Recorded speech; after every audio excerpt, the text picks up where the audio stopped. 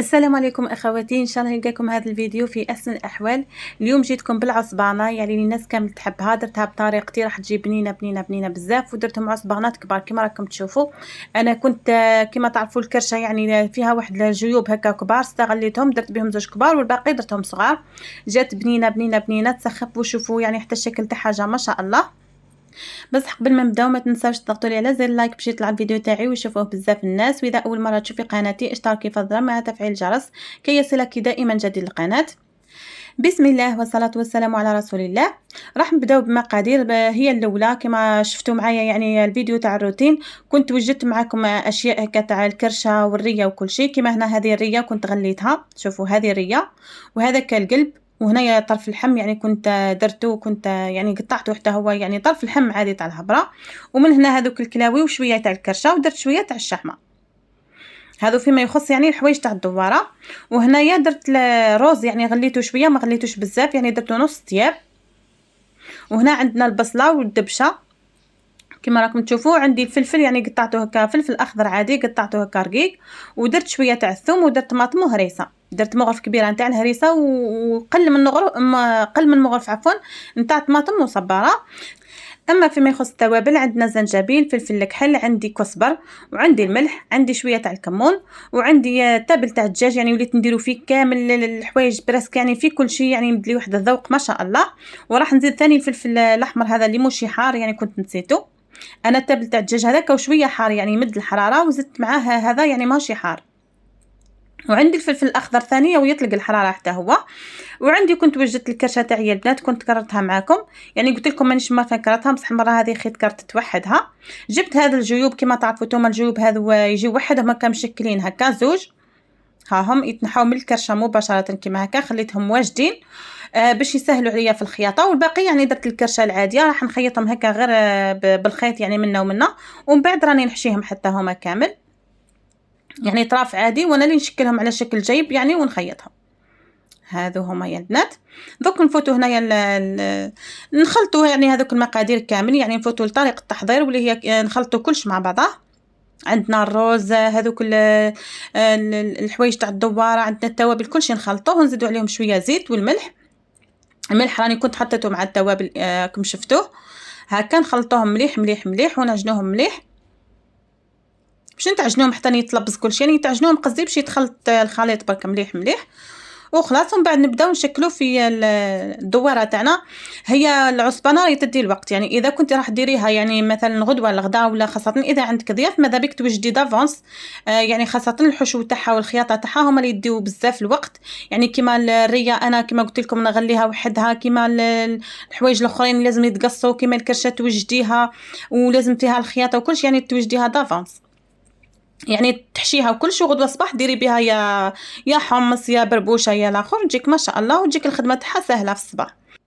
هنا كما شفتوا يا البنات جبت ابره وخيط كما راكم تشوفوا، بديت نخيط فيها يعني تبداو تخيطوا فيها قبل ما تحشيو، من بعد راكم تخليو غير فتحه صغيره تحشيو منها باش ما تمرمدوش الحاله. خاطر دوكا كان نحشيها يعني فتحه تاع الكرشه كبيره بزاف، هذيك الفتحه اللي نحشي منها كبيره بزاف تبدا تسيح لي منه.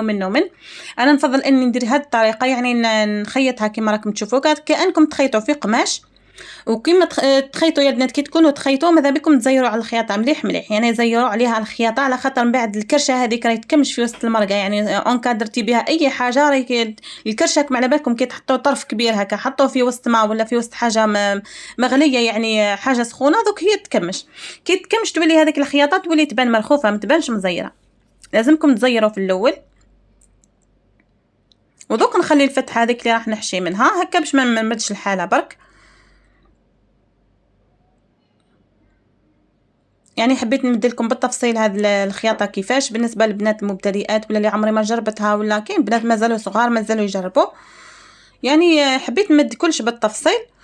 واللي تعرف هاي تعرف من بكري، يعني ممكن تعجبك الحشوه، ممكن يعني تسي خاطر الحشوات تاعها كاين بزاف حشوات، يعني كاين ناس يديروا فيها شويه اللحم اخرين ما يديروش، انا نشتي ندير فيها شويه اللحم.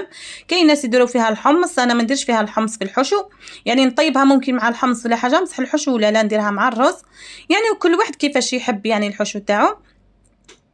هكا شوفوا هاني دوكا حشيتها ما خليتهاش تكون محشيه بزاف، خاطر من بعد قلت لكم تكمش هذيك الكرشه وتتزير، كي تتزير تولي لي قد الحشو قد ما تعودليش يعني مزيره بزاف حتى تحب تتفلق.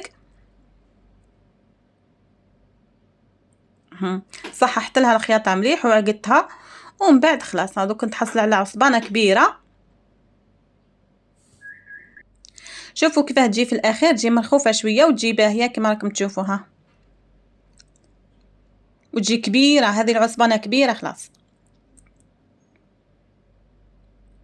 ودوك نكملهم كامل بنفس الطريقه كما درت هذه، غير هذوك كيما هذو المربعين يعني كنت خيطتهم كامل صاير داير، نخيط جهتين ونخلي جهه نحشي منها ومن بعد نكمل خيطها.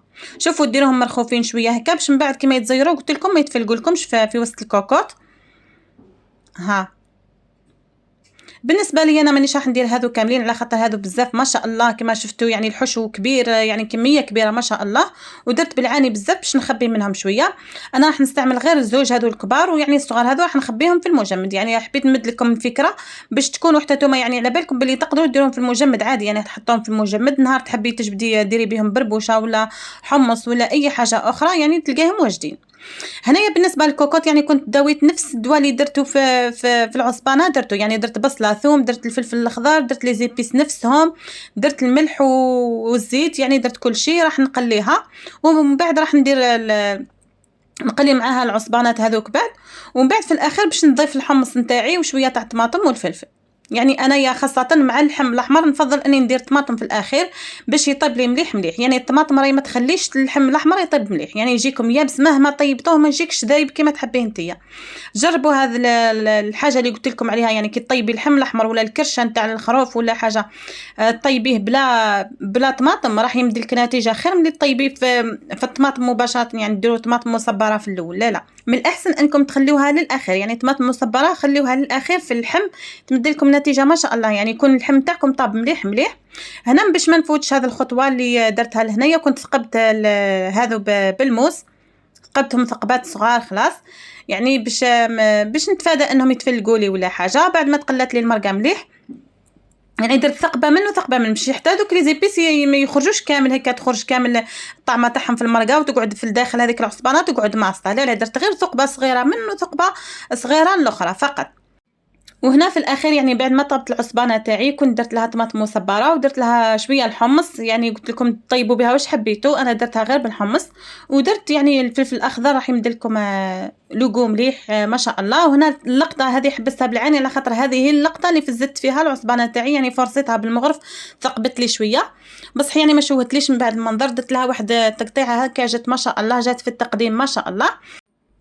ان شاء الله تكون عجبتكم طريقتي يا البنات وتسيوها. خليوا لي اعجاباتكم طبعا وتعليقاتكم الجميله، وانا نقول لكم خليت لكم الخير، والسلام عليكم ورحمه الله وبركاته.